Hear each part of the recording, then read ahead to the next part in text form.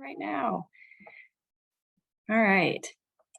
Well, good morning again. Welcome to the Illinois Main Street Elevate on Main webinar series. My name is Joy Cortero Austin. I'm a Senior Program Officer and Director for Illinois Main Street with Main Street America.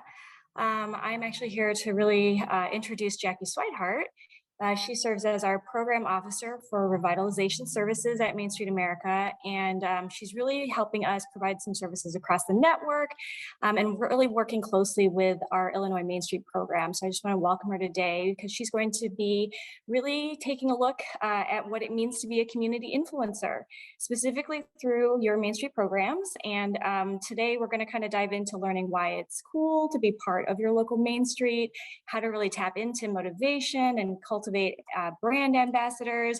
We're going to talk a little bit about empowering leaders and really how to tell your Main Street story, and then a little bit about tools to recruit and retain volunteers, and just sort of understand those trends when it comes to volunteerism in general, and what's your Main Street role. So I'm just going to turn it over to Jackie to start our program this morning.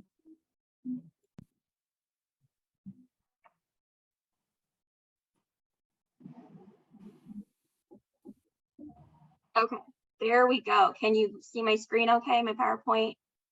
Yes. Okay, perfect. Well, hello. Thank you all for being here. I know it's a bit early for you. I'm in Indiana, so I had an hour more to sleep in, I guess, and start this today. So thank you, Joy and Illinois Main Street, for having me here. I'm really excited to talk a bit about what it means to be a community influencer. So let's jump right in. Okay, so like Joy said, we're going to focus a bit on why it's cool to be part of Main Street. We're going to think about how we can tap into the motivation of others so that they can feel like it is cool to be part of Main Street too. We'll talk about trends for recruitment and retention. And then depending on where we are with time, we might take a deeper dive into looking at the roles and responsibilities in Main Street. But I just want to preface that I've really framed this content around sort of the psychology and sociology of volunteerism. My background is in education as well as history. So I am a trained teacher, I'm a trained historian. And so especially as a teacher, a lot of what I was trained to do is to think about how to motivate students to learn and to be engaged. And then that transferred over when I became a historian through grad school. And a lot of my research focused on the motivations of historical subjects. And so I think it's such an interesting lens to really evaluate anything through. And so you'll see here throughout our time together today that we're really thinking about like what makes people tick, what makes them want to be involved with your program. So we will have a couple of opportunities for some breakout discussion. So just know that that's coming at a couple points throughout, but I will be giving you quite a bit of content as well. But let's start off with just a quick icebreaker. Before I tell you why I think it's cool to be part of Main Street, tell me why you think it's cool to be part of Main Street. So let's use the chat function for that. Go ahead and throw whatever in the chat, what makes it cool? Why are you here? Why are you part of Main Street? I'll give you guys a few moments.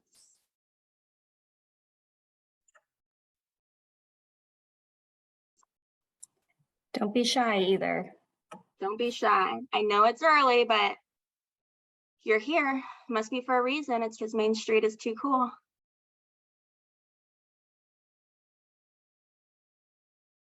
Improvement of our place is important. Historic preservation and small business. What else?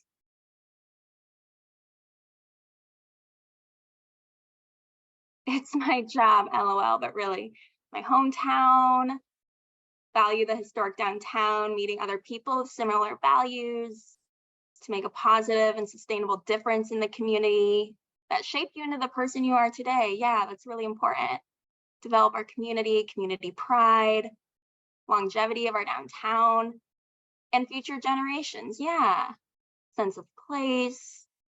This is fantastic. And you'll see definitely a common thread through a lot of your responses. So I appreciate you putting that in the chat and sharing with everybody. I think you'll see a lot of similarities in some of the points I'm going to touch on. So Thank you for sharing. I know we all come to Main Street with our own reasons and our own motivations. So thank you for sharing that. All right, now that you've told me why you think it's cool to be part of Main Street, I think, you know, what I'm seeing from you guys and what I'm going to be sharing a lot of today is that there are a lot of different reasons why Main Street is cool to be a part of. It really is a program that caters to a lot of different interests and needs and motivations. And there is the potential to have a unique role for anybody who wants to get involved. So, you know, we here this morning, we clearly know why it's cool to be part of Main Street, but sometimes it can be difficult to share that message with others. And that's really where being an influencer can come into play. But let's think about why exactly we would want to be community influencers. Well, for one, we know that an engaged community is the strength of downtowns today and tomorrow. And a big role of influencers is to bring the community together and act as that glue that brings it all together. Keep in mind, you know, human beings, we are inherently social creatures. We are biologically and physiologically inclined to be with people. And that is one of our biggest strengths, the ability to come together to enact change. And how cool is that? We also know that people make the place. People, the doers, the change makers, the builders, the creators, the artists, and the activists. And without those people, there would be no place. Things in this world really only have meaning if we attach meaning to it. And that includes our built environment and our downtowns. And so that means our places and our spaces that we share are reflections of our people. And that's a really beautiful thing. We also know that being an influencer can foster a strong sense of ownership that's going to promote active engagement and investment from the start and throughout the revitalization journey. And so for the most part, people are going to follow people, not necessarily projects. And they want to feel a sense of control over their lives. And that's all because we are really at the core of it, emotional creatures. As an influencer, you can be a positive role model that encourages others to follow you in your journey. So when we think of influencers as influencing what's cool, today we're going to think a lot about how individuals define cool for themselves and how you can promote your program as something people want to be a part of, again, regardless of their background, their interests, or even their personality or temperament. So let's lay a pretty solid foundation of what we mean by what an influencer is. Sometimes it's easier to do that by saying what something is and is not. So I know in the age of social media, we might think of influencers as being always on the camera, always, you know, showing off their coffees or whatever it may be. We have this sort of stereotypical idea of what an influencer might be, but I think it goes beyond that, especially in a Main Street setting. So an influencer is a social connector. We've already talked a little bit about that, but it does not mean an influencer has to be an extrovert. And we'll talk a bit more about that here in a second. An influencer is someone with expertise on a specific topic, but that doesn't mean they're a know-it-all. They don't have all the answers. Nobody should have all the answers for anything. And so it's somebody who has some expertise, but is also willing to learn. An influencer does have a positive reputation, but they don't have that I'm too cool for school mentality when we sometimes think of influencers or the popular kids. They have a positive reputation, but again, doesn't mean that they're arrogant in any way. Influencers are able to inspire the actions of others, but that doesn't necessarily mean they have to be a trained motivational speaker. We'll talk a bit today about how influencing can even happen on a very small micro scale. An influencer is somebody who leads with integrity, but they don't have to be the loudest voice in a room. They don't have to be the person that you're always hearing from in any given context.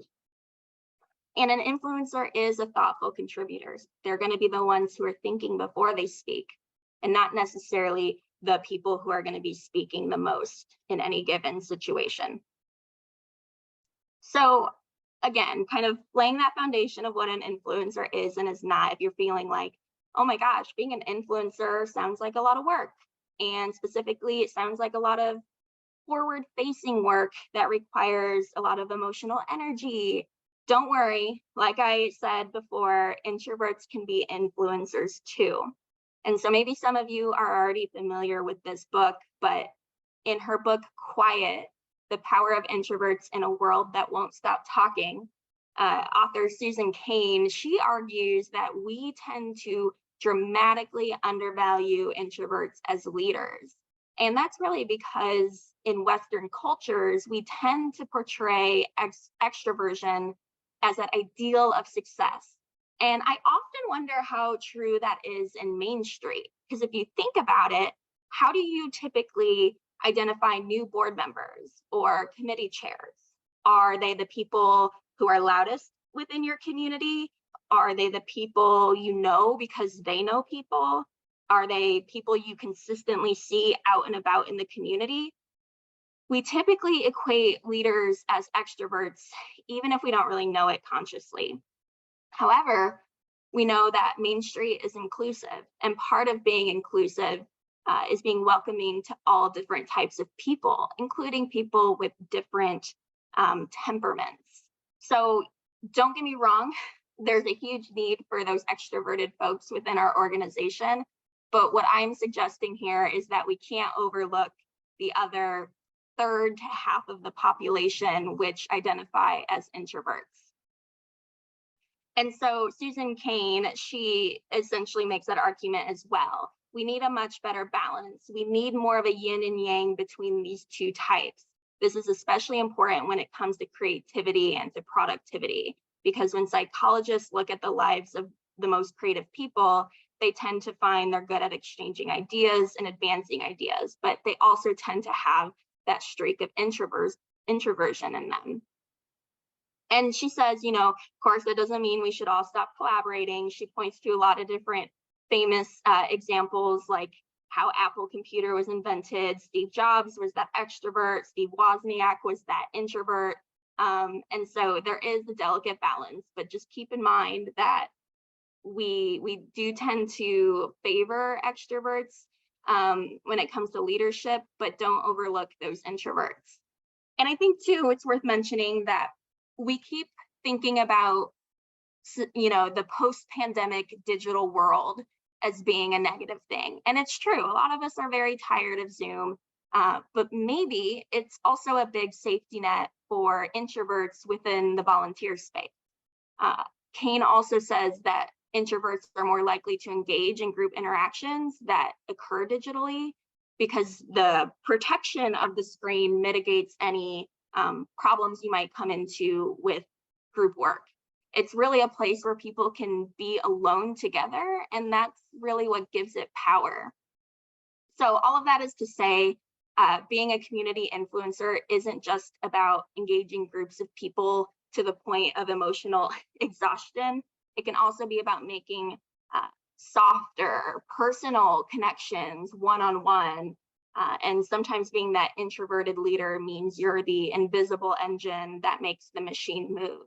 So keep in mind, there really is a role for everyone to be involved in community influencing, regardless of your temperament.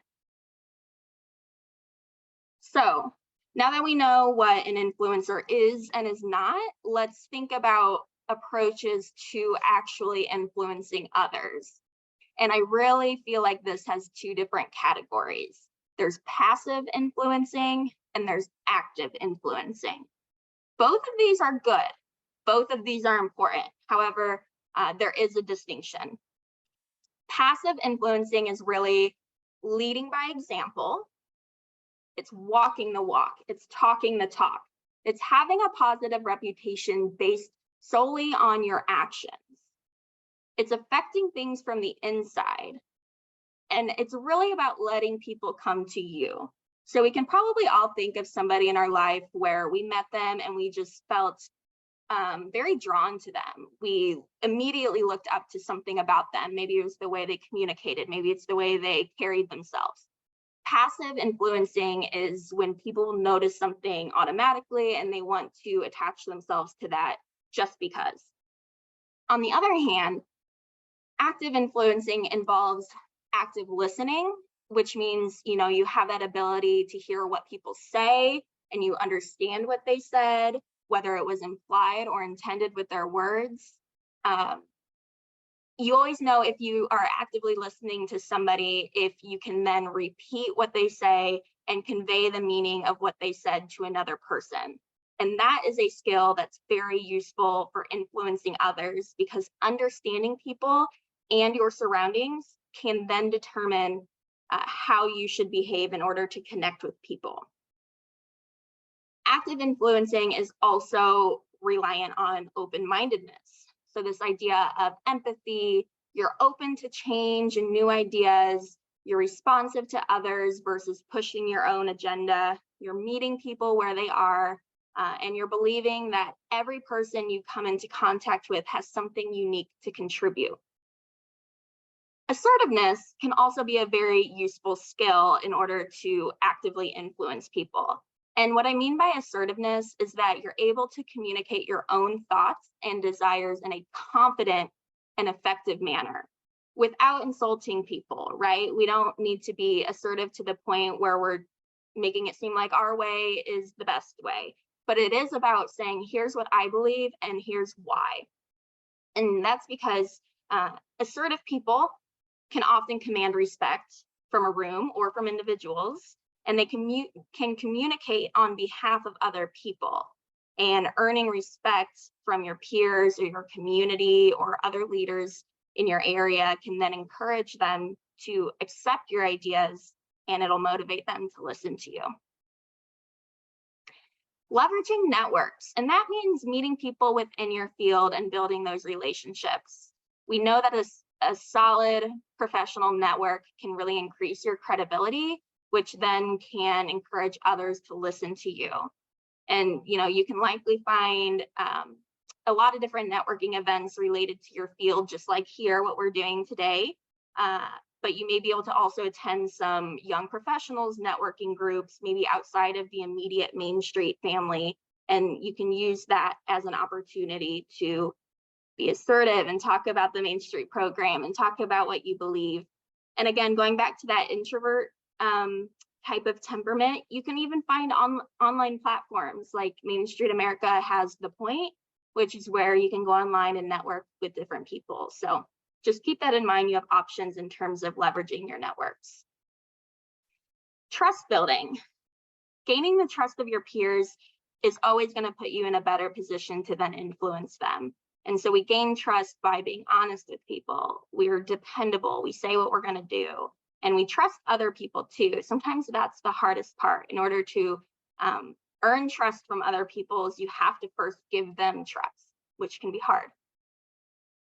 And then lastly, active influencing really relies on interpersonal skills.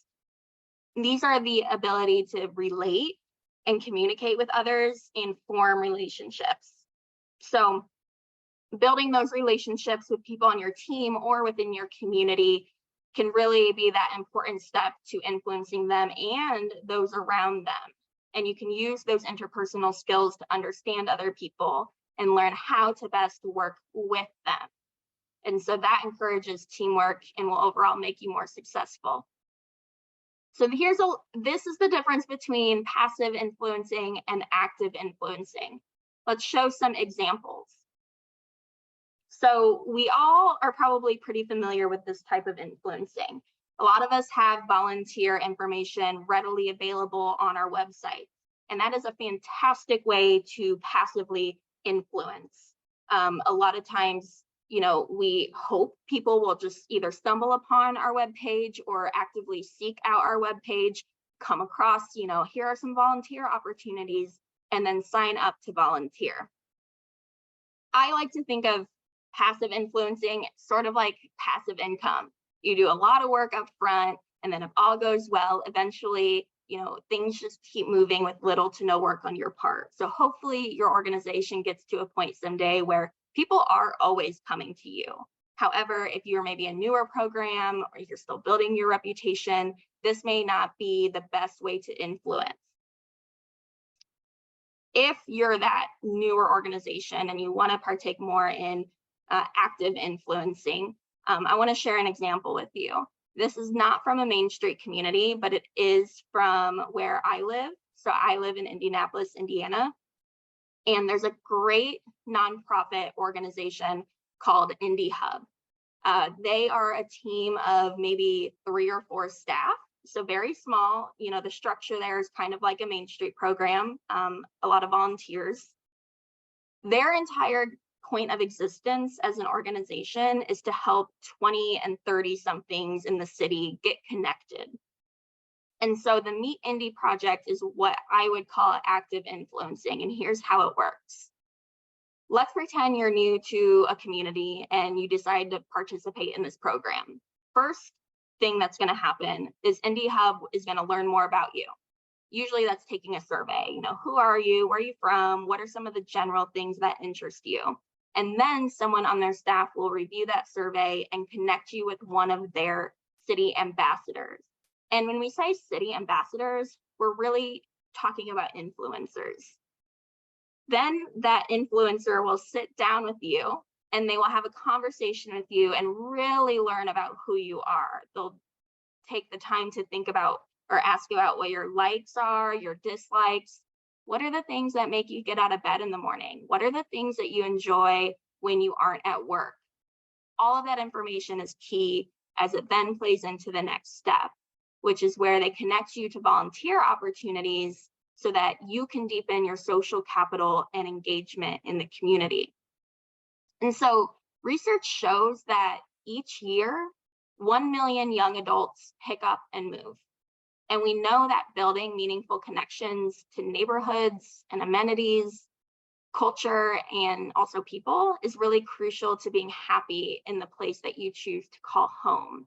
By doing that, you tend to feel less isolated and more connected when you are able to meet people through active influencing like this. And so influencers they have the potential to be our community's most connected and engaged citizens, and they often can serve as one of the first people maybe new residents meet. If there's a story to tell about our community, they're going to be the ones to tell it. They're basically the authors of your story.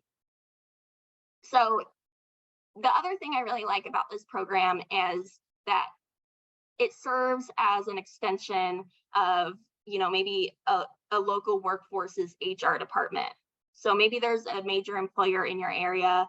Maybe as they're hiring people, they're focused on getting employees settled into the company. Well, you could be there to help ensure that that those new employees are establishing meaningful connections. And so maybe this is, again, an extension of the HR department for some major employers in your area.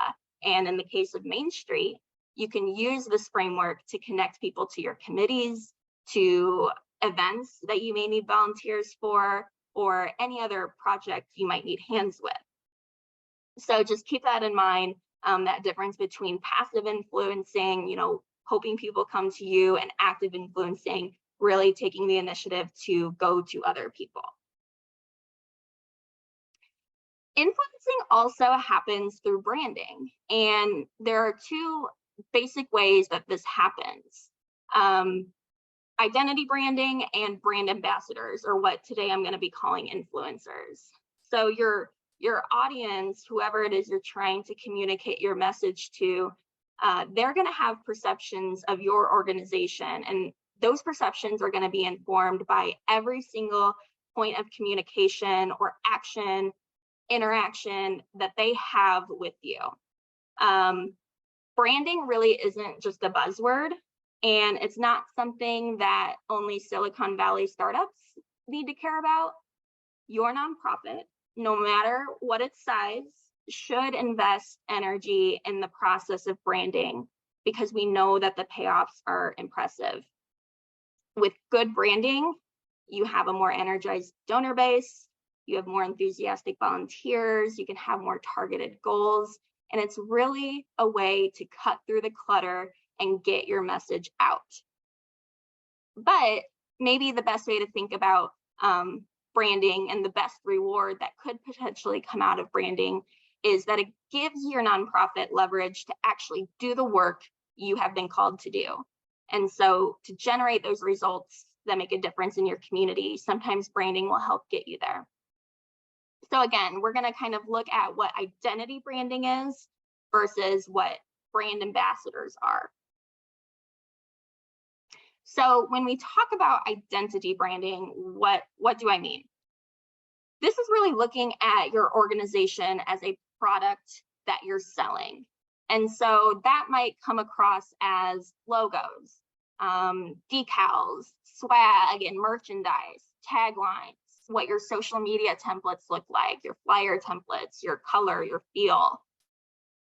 And so, this is all important. It's going to help create that relationship you want to have with your audience. It's going to foster loyalty and trust because people are going to see your branding and know what your organization is consistently.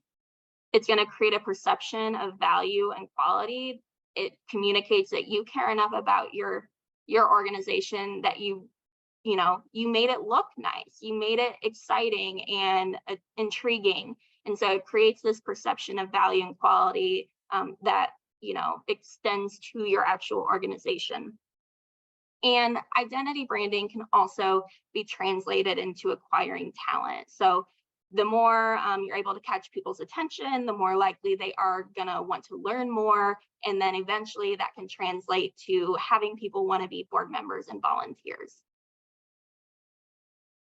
When we think about brand ambassadors, on the other hand, or influencers, we're talking about the people. So where brand identity will typically reflect your organization's identity, brand ambassadors reflect the people who are associated with your organization. And so branding through influencers might look like talking points that maybe your organization committee put together so that everyone's talking in a unified voice. It's also the energy of the people that are associated with your organization. And by energy, again, I don't mean extroverted, I mean authentic and credible and interesting. It might also look like inspiration, going back to that, being able to inspire others, but also not having to be a motivational speaker. And it really relies on those interpersonal relationships. So this is what, brand ambassadors can look like. How do we cultivate that? Well, positivity attracts positivity. And sometimes that is the hardest thing to do, is to remain positive, because we know, especially in Main Street, things don't happen overnight. And it can be very easy to fall into that slump of, oh my gosh, this is never going to happen. Every time I think we're making progress, we get set back. But it is important to remain positive, because positivity attracts positivity from others. However, I do want to make a note that we should avoid toxic positivity. We can't downplay the hardships of life. We can't ignore the realities that people face that are not always positive. But we can use that to build resilience and bring up others around you and act as a support system for people. See possibilities, not problems. My favorite tagline is Nike's "Just Do It." Sometimes it's a matter of just do it. If you get stopped for whatever reason, see another way to approach it. See another challenge to try to attack. Don't just stop. See possibilities, not problems. Fake it till you make it. So a story that I really like to share with people sometimes is a few years ago, I wanted to get into running. I wanted to run marathons. I don't know. I was in a weird place in my life, and I guess I just wanted to be a runner. And I had a good friend who, her goal was to run a marathon in every state in the country. Meanwhile, I hadn't run ever in my life, and I could barely go half a mile. But I knew I wanted to be like her. I really looked up to her because she got out there every single day to train, and she got out to different states and did what she wanted to do. And so sometimes I would have to just sit there and put on my shoes, put on my running clothes, and channel my friend, channel her. And I would have to convince myself sometimes that I'm a runner. I'm going to run marathons. And so if I can just get outside and run, then, I am channeling that person I really admire and look up to. And then eventually, as I started practicing that and started envisioning myself as the person I want to be, I eventually became a runner and never ran a marathon, but I did run a few half marathons. So the concept there is fake it till you make it. Put into action the person you want to be, and then eventually you'll become that person. Keep in mind, you want to be interested to be interesting. No one likes somebody who's just going to talk at them all the time, right? So you want to make sure that you remain curious about other people, and then other people will then find you interesting. Let go of expectations. This is really about the process, not the destination. And so you might be engaging with new people with the hopes of finding a new treasurer for your board. But maybe you find somebody who is really interested in historic preservation and they'd love to be part of your design committee. Well, that's not exactly what you were expecting or hoping, but that person could be a huge talent and addition for your organization. So trust the process, let go of expectations. So we know that building meaningful connections to neighborhoods, amenities, culture, that's all crucial to being happy. We've already mentioned that. And that's why we do what we do. We want to provide that customized connection to community and its people. And again, that's what makes Main Street really cool. Influencers are really more than just networking. It's tying people to the enthusiasm and progress in the air that is your downtown. You know, we get it. Like, people have had coffee meetings in other cities. Your community is different though, and it feels like home, and it's about communicating that. So these influencers you're seeing on the screen, they're really deeply connected to their city and its people. They make those connections happen intentionally with the personal touch that's going to make your community unique. And when you really tie brand identity in with brand influencers, this is what you get. So keep in mind that the two, you don't have to separate them, but it's about thinking about intentional branding and thinking about who, what, where, when, why. So now that we've talked a bit about content branding and what an influencer is and is not, and the different types of influencing, I want to switch our focus to content delivery. So much of being an influencer involves telling your story of the downtown. And what's the best way to do that? Well, studies show that 84% of consumers say they have been convinced to buy a product or try a service because of a brand video. Consumers prefer to watch videos when they want to learn about something, and that's because there's movement. Our eyes are automatically attracted to movement. And so if you think about a picture, that's very static. Videos are they're really, if you're online at all, you'll see them everywhere. So just keep in mind that consumers or your community members, they're going to really want to see videos. They're visual in nature, so keep that in mind. Now I'm going to show you a few examples here, but I want to explain them first. So all of the big social network platforms, Facebook, Twitter, Instagram, LinkedIn, TikTok, they all have the option to show videos. Discover Downtown Franklin is in Indiana, and they're really interesting because they've been leveraging TikTok to promote their events and swag or their merchandise. You'll see in the video Jess Giles, who's their executive director. She's not the loudest person in a room. She is, I don't know for sure, but she seems to come off more as an introvert to me. But she's very fierce at the same time. She was recently featured in Women in Leadership, and her background is actually in microbiology. So it's just a reminder that influencers don't need to be overwhelmingly extroverted or plucked from the traditional community development role in order to be successful. Another example I'll show you is Madison Main Street. They were one of the first 3 pilot communities that started back in the 1970s. They continue to be very strong and relevant today by curating that brand identity as well as influencers. So you'll see in the video, their executive director, Austin Sims, she makes a habit of going live, and that's usually on their Facebook page. And it's just an interesting way to connect with the audience. The video I'm going to show you had over 2,000 views, and you'll see it's nothing special. She didn't put any time into editing it. It's just her jumping on saying, hey, what's going on? Here's what I'm up to today. Here's a reminder about an event we have happening soon. And so she's really become this like positive light in the community. People are really interested in just being a part of what she's doing.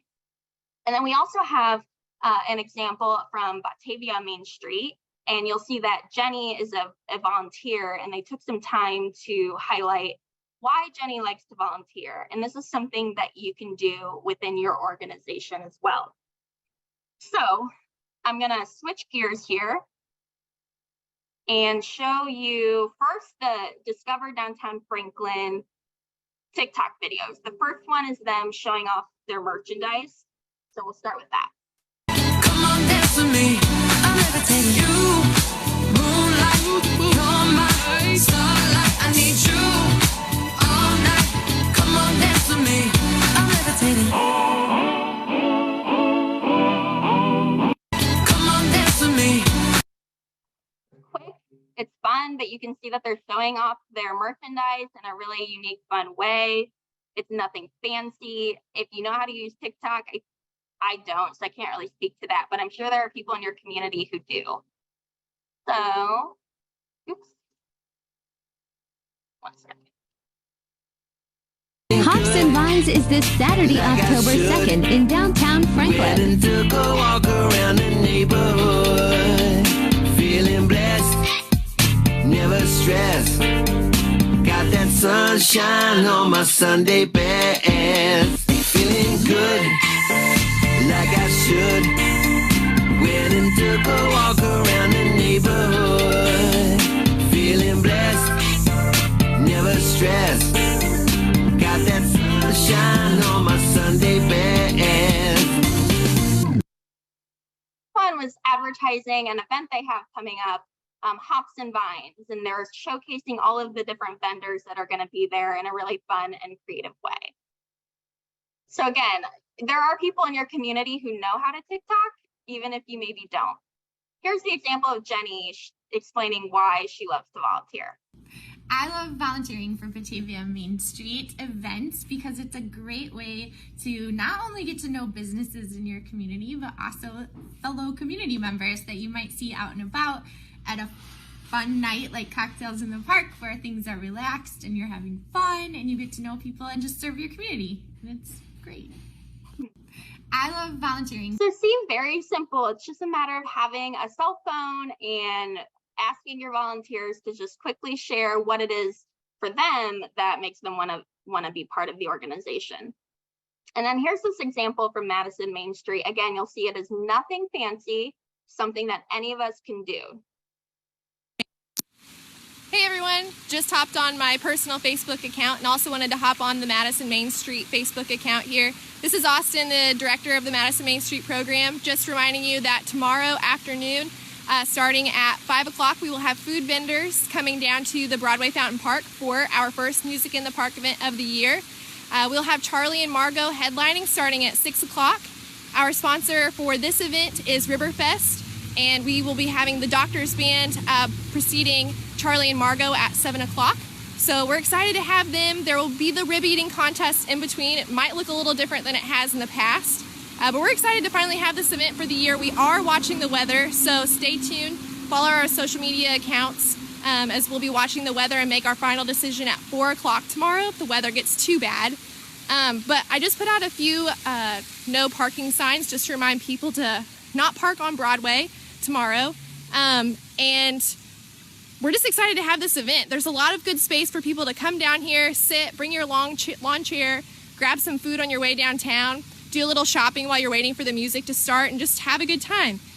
Like I said, enough room for everyone to spread out. We do ask people to wear face masks if they can, and just to enjoy an evening out of your house and outside, enjoying this event and local art. So we hope to see you all there, and like I said, follow us for our final decision in case of bad weather at 4 o'clock tomorrow. Thank you. So again, super simple, just really relevant logistical information, right? So take those as some examples of what you might think about doing. Oh, let me switch this out. In your community. So with that, we're going to take a pause and we are going to do some breakout rooms. And here are just some prompts, but you don't necessarily have to stay within these, but maybe you want to discuss some things like, which do you feel your organization emphasizes more, passive or active influencing, and why? Which do you feel your organization emphasizes more, identity or ambassador branding, and why? And then lastly, I think it's always important for us to talk about how welcoming is your organization? How do you balance storytelling with curiosity for new ideas? And what can you do to make it a more collaborative environment? So Joy shared that in the chat, and if you want to copy and paste that for your breakout room, go ahead and pick somebody in your group to maybe jot down some notes, and then we'll come back and we'll share as a whole group. So I think just give us a couple seconds and we should be able to get you into breakout rooms. Yeah, I think we've got everyone's back now. So Okay. yeah. All right, well, welcome back. Hopefully you guys had some good discussions and hopefully got to meet maybe No some bites, no bites. Shelby, I'm gonna mute you. Oh, sorry, there you go. Yeah. All right, guys, so maybe we can just take a few minutes to talk through some of the reflections you had. We can start with group one, which hopefully you guys remember who you're with, or we can just go with whoever wants to share first. Any takers? Y'all good? I think we were a group. Are you gonna make me do the talking? I'm seeing Andrea. I feel like Andrea's staring at me on the screen. You're unmuted, so you got Okay, go for it. Yeah. We spent a lot of time talking about, I feel like I need to bring the questions back up again. I think most of us in our group felt we were very passive when it came to influencing.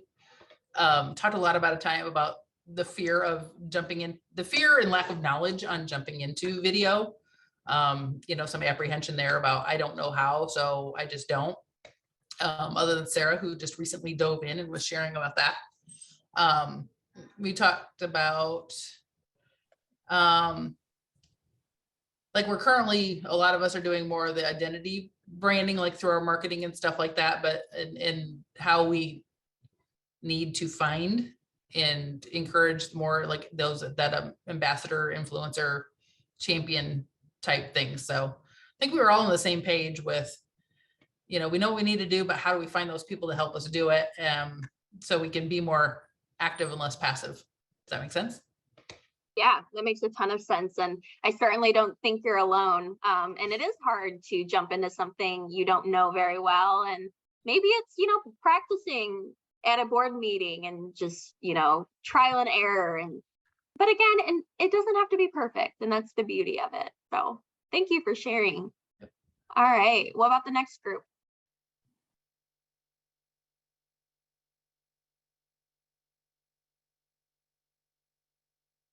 I'll talk. Our group talked a little bit about how we're trying to migrate to video and we're trying to migrate toward active engagement. I'm not part of the same kind of organization. We're kind of bootstrapping our own little corner of town. And one of the big frustrations we have, and I guess it was echoed across different people, was that we are frustrated by Facebook being very pay to play, right? And it's very difficult, even if you are really engaged and are constantly putting out content that's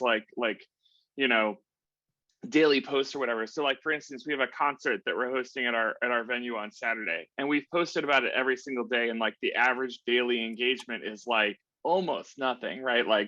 And I can't tell if that's genuine lack of interest in the event, which is fine, right? If people aren't interested in a metal show, that's cool. I get it. It's not my exact bag of fun, but I can't tell if we're just truly failing to engage, or if Facebook has deemed our stuff less, and so that was one of my big I guess complaints. I'm looking. Beth, you should add in your piece too. And remind me which piece. Well, we had a lot of pieces. Yeah, we had a lot of pieces. Well, we were just talking about how, a lot, like Shelley was also in on this. We've done a lot to brand our organization and kind of change it that way. But, getting out there and getting those, the brand ambassadors, that's more difficult. And that's something we all agreed that we needed to work more on. Yeah, it's tough. And it's one of those things where, it's not going to happen overnight. And it's that consistency and just being that authentic you and connecting with people. But the Facebook challenge is really interesting. Did you guys think of any potential solutions around that, or maybe focusing on different forms of media outside of Facebook? Maybe, and that's for anybody in the group if you have suggestions. I guess one of the things that we were talking about is when you do have an event, like let's say you have an event, and we will do Facebook and Instagram, we'll put out press releases, we hang posters, we work with the local newspaper, we work with a local like mommy blogger person, and then somebody will be like, I never saw this anywhere. So it's like you're doing all of these things, and then they're like, you didn't promote this at all. And you're like, I don't know what else you want me to do. Mm-hmm. And I do think part of that, as I mentioned in our group, is just that there's so many communication mechanisms right now, and no, it's not one, it used to be, right, that you would go to the local newspaper and everyone would go there, but they don't anymore. And I get that, but there's also just so many options that you don't have a place to know that's the place. And your Facebook page, you would hope, would be the place, but unfortunately people are not getting it. Right. So, and that's goes back to branding. So, I mean, I think that there's work to be done on both sides to accomplish it, but we run into that issue all the time. I would like to just jump in and say that each social media platform has kind of become its own microcosm for the generation. So Facebook is tending to be the older crowd now. Snapchat and TikTok, definitely the younger crowd. Instagram is kind of the millennial crowd, maybe. So I guess focus the platform for what the event is and who your target audience is. And each of these platforms also do have an algorithm built into them for quote unquote good design. So things with more than 20% text and things like that on a post, you're going to see just get hammered, dropped. They're going to get no sharing whatsoever. Well, and with that, kind of like you said, Matt, knowing your audience, so knowing which platform you should use, and then also tapping into your board and your volunteers and asking them to personally share everything on their platforms. I know with almost everything, once, it's one thing for it to come from the Main Street organization or the chamber or whatever your organization is. And it's another thing when those people are out there pushing it out to their people. It kind of crosses that threshold into that ambassador piece, right? So you've got your brand over here and you're sharing that recognizable brand. Well, now your ambassadors are sharing it, even if it's just on social media and not them walking up to somebody with a flyer or engaging with somebody in person. It's that same level, and the engagement becomes more. When you see a bunch of your board members or your volunteers share your event, you're going to see that engagement on that post or on that Instagram post. You'll see those things skyrocket. You'll see the engagement with the event increase. So it just takes extra effort. And it kind of, sometimes it's like banging your head up against the wall, being like, will you please share this? Please share this. Please, would you share it with your friends? But eventually they get used to it. And some of them are really good about it. You just constantly have to ask them. Yeah, I do think that that's a good first step. And then some of it is what we talked about earlier, is just that collaborative piece, right? Who are some of your other organizations at which you could maybe make that pledge to that are maybe having the same problem? So if you kind of pledge to one another that you're going to help each other out in that way. I know that influencers in general also make those same bargains if they know that they want to cross market their products or the things that they're working on, their projects in general. They'll look to other folks that have a large following and ask them like, hey, how can I help you? And then, in turn, it's just that kind of exchange. So, yeah. Yeah. And I want to acknowledge Shelley's comment in the chat saying, I think the challenge with using multiple platforms is in a single person office, the capacity and the ability to do each of them well. And I think that's spot on.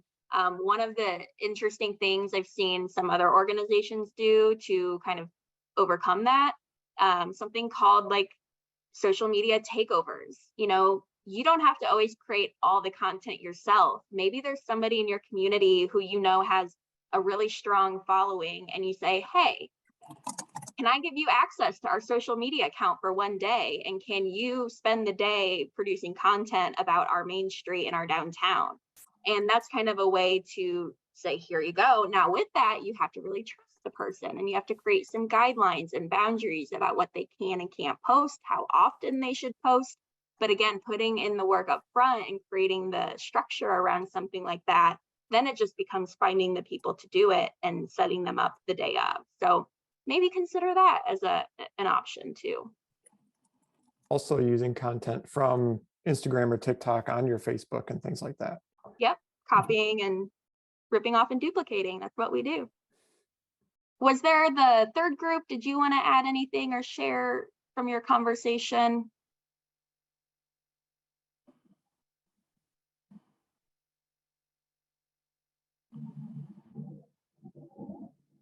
I know. This is Lauren. I mean, I'll jump in. I mean, Matt and Jamie were in our group and kind of already talked a little bit about it, but I thought a good takeaway from our discussion was how a lot of us thought being both passive and active influencing is good, kind of a combination of both. And I'll kind of share my organization's way around that. So I think we're passive by leading by example. I think a good one was we are more than just rural economic development. We organized a trash pickup day, and so all of our board members were out there doing that, right? We let people come to us, but we also have structured meetings. So it's the first Tuesday of every month, same time, place, so people can come to us. It is an open, encouraging environment and that people can plan around. And if they can't come, we then post our meeting minutes to a private Facebook page. So we're keeping everybody in the know-how, even if, you know, they kind of want to stand on the sidelines for now. Mm-hmm. That's fantastic. And I think you hit a really good point that you do need a balance of both passive and active. And it is that delicate balance. So thank you for sharing that. Mm-hmm. All right, well, let's go ahead and move on and we'll wrap up. We're just gonna finish with some insights on different motivations people are coming to your organization with and how you might be able to cater your Main Street framework to those motivations. And then we'll end with some volunteer trends that have come about in the past year. So let me share my screen one more time.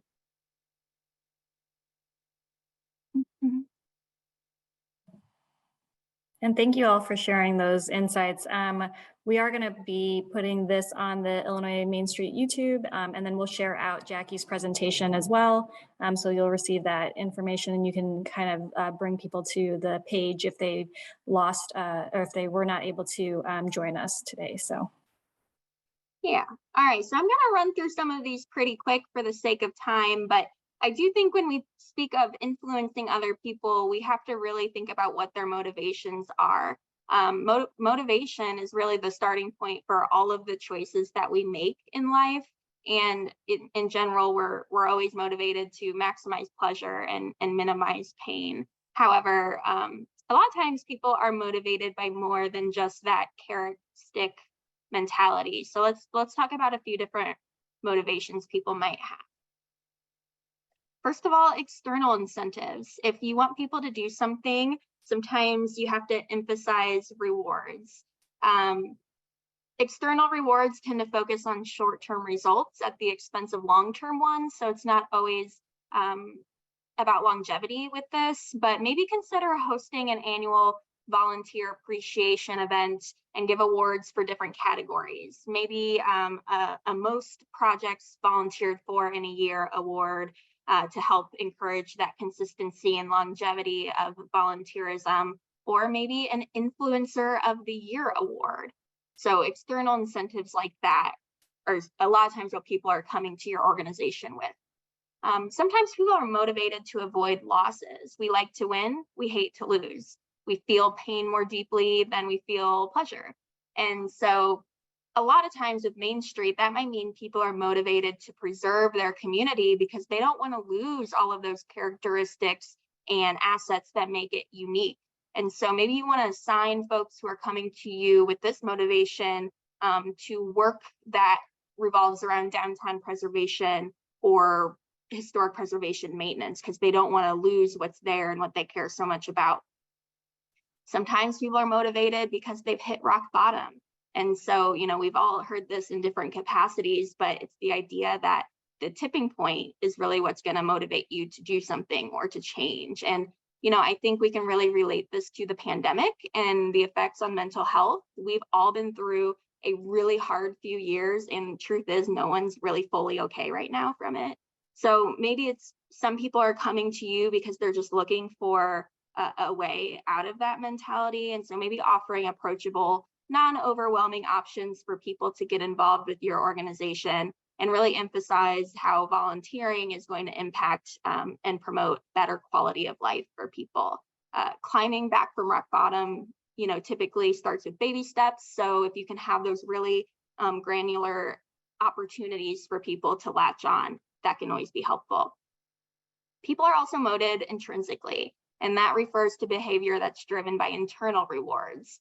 And so the idea of that is, as people age, especially, they start to pursue more and more intrinsic goals, and they start to disengage from external oriented goals. And so these are the people who tend to choose goals that reflect their deep interests rather than external pressures. And so with Main Street, this might be, your older demographic. And that's why we do see a lot of our volunteer bases being retirees. And our older community members can be influencers just as much as younger residents. So make sure you're engaging all different types of people. Some people are motivated to maintain a positive self-image, and people sometimes they want to be perceived by others as favorable. And so, sometimes we do things just for the sake of posting it online, but you know what? Doesn't matter, because they're still doing the work, and that's really what we care a lot about. Just know that maybe your younger generations in your community might be looking to get involved just to look cool and promote their image. So maybe with them, you want to offer opportunities to shine a light on these folks, letting them maybe, like I said, take over your social media account for a day, or spotlighting them in your social media posts. Some people are motivated by self-validation, and that's where they're really trying to verify or confirm their existing self-views. For example, we want to be with a partner who confirms your self-view as a spouse, and that makes you feel better about yourself. So people may volunteer because they want to hear feedback that they're doing a good thing. So with these folks, you really want to focus on words of affirmation. That's going to be very important. So always remember to give public kudos to people for big and small things. You can even make kudos a standing item on your board meeting agenda, just so everyone has the chance to say, this person really did this week and it was awesome. Kudos to them. Even if the person's not there in the room, they'll see that in the meeting minutes later on. Some people are motivated by curiosity.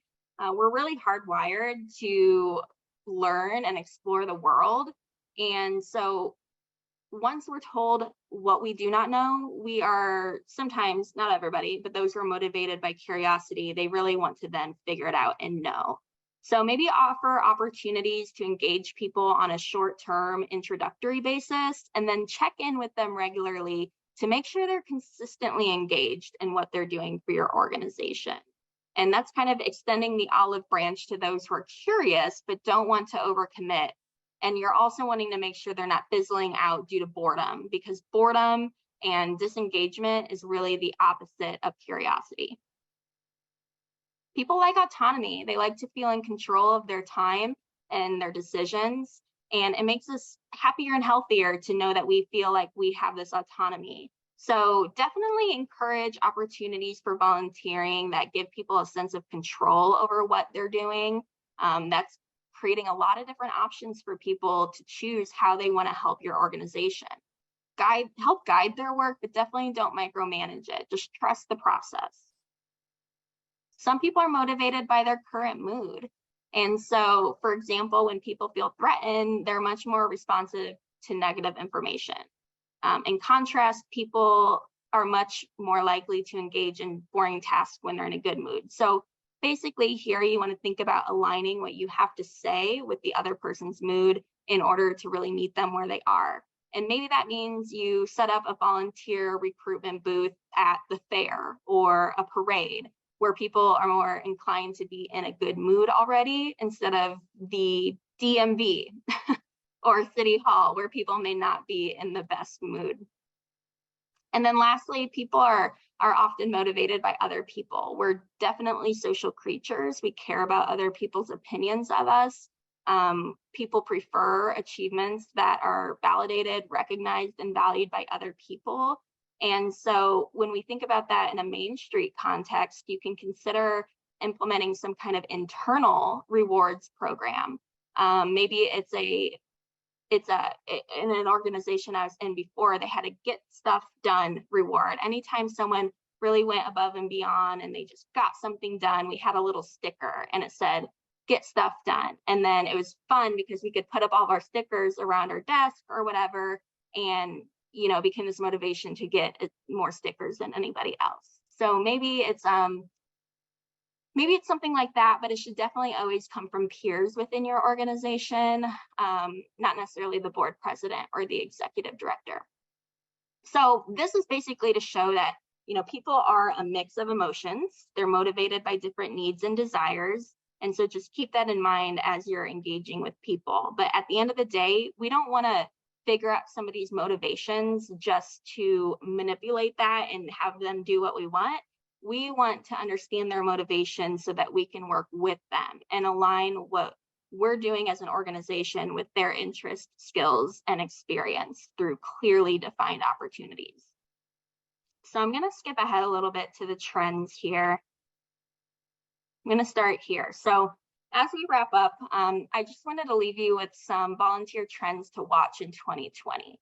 These are 6 things you want to keep an eye out for. 1, people are ready to get back to ordinary. It is time for many of us.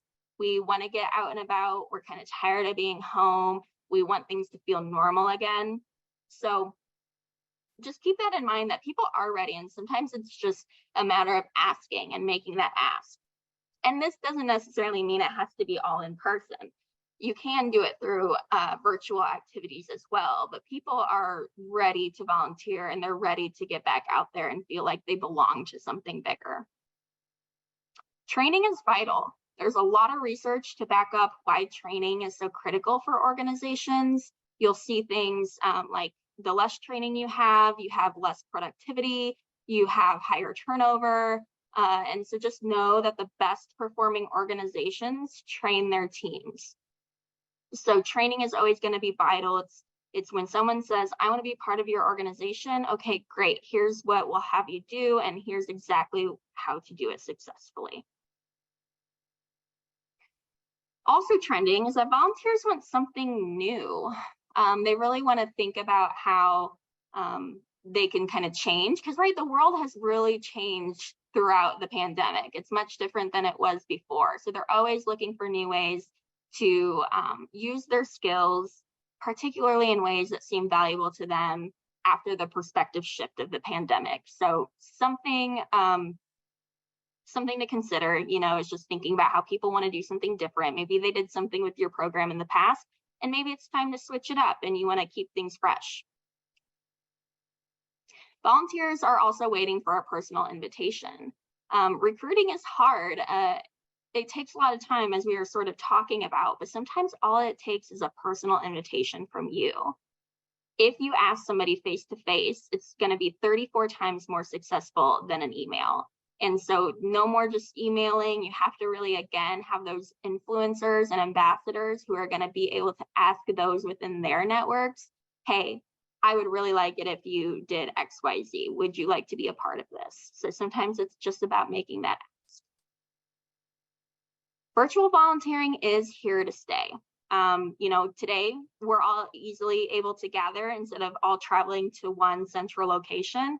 And so things like this are here to stay. And so just keep that in mind. You do want to be careful of burnout. Virtual work, there is the tendency to burn out, but we also have to recognize that this is sort of our new normal as well. And then lastly, authentic connection is crucial. And this is really where that influencer conversation comes into play. The people that you want to be an extension of your organization, they should be people who are authentic. They should be their honest selves, their true selves. People want to see real people. And it goes back to those videos when you think of Madison Main Street just hopping on saying, hey, here's what's going on. That was not a script.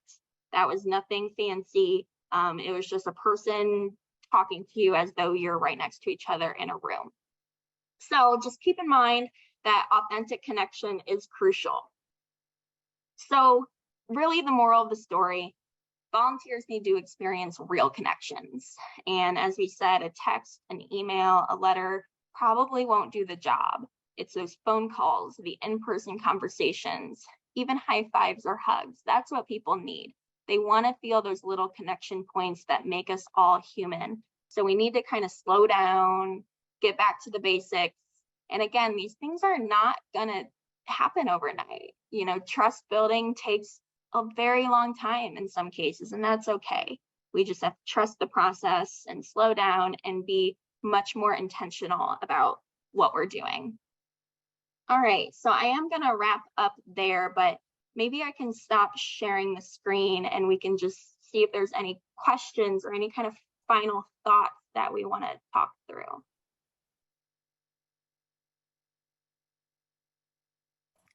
Yeah, I know that that was kind of a lot in terms of content, but I hope that you were able to kind of glean from, again, what motivates people really to be a part of your organizations and how to really, work on influencing them to continue to enjoy what it is that you all put out. Any questions?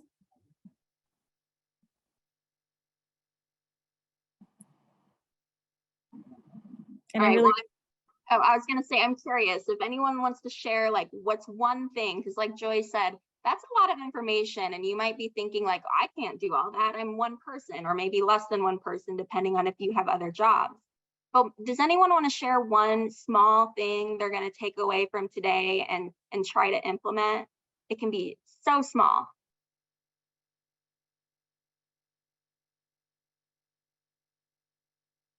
One I wrote down was that doing a live on Facebook the day or a couple ahead would actually probably help attendance at our events, just in terms of the way their algorithm works.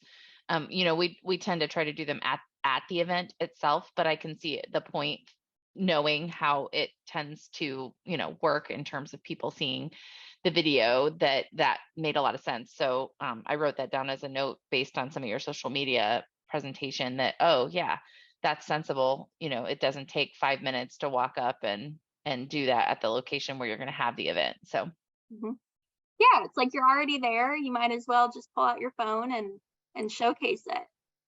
I see Callie in the chat said, learn TikTok. Wait, that's a big thing.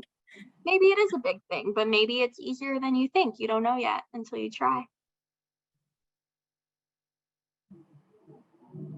All right, well, thank you guys so much. Again, I know this is a lot of information to digest, but just think about how you can take one small thing like what Shelly shared and implement that moving forward. But just wanted to say thank you so much for joining this morning, and I'm going to hand it back over to Joy to wrap us up. Yeah.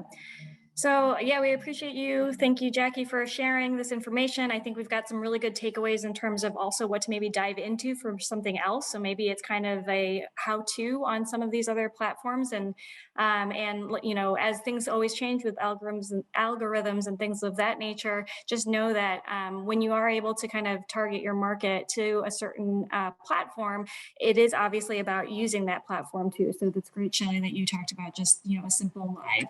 I do just want to remind people that our next Elevate on Main is actually an in-person. So wrapping that up also with Shelly and Callie, we'll be able to visit them in Monticello.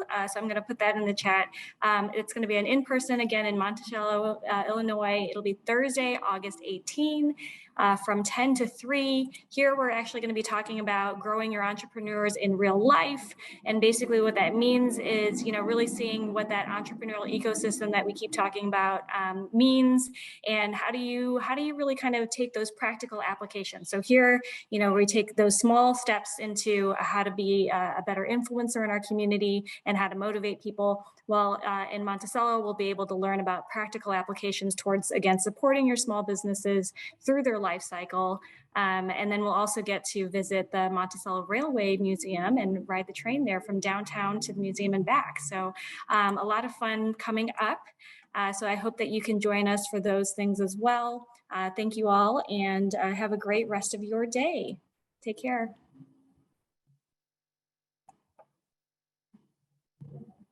Bye.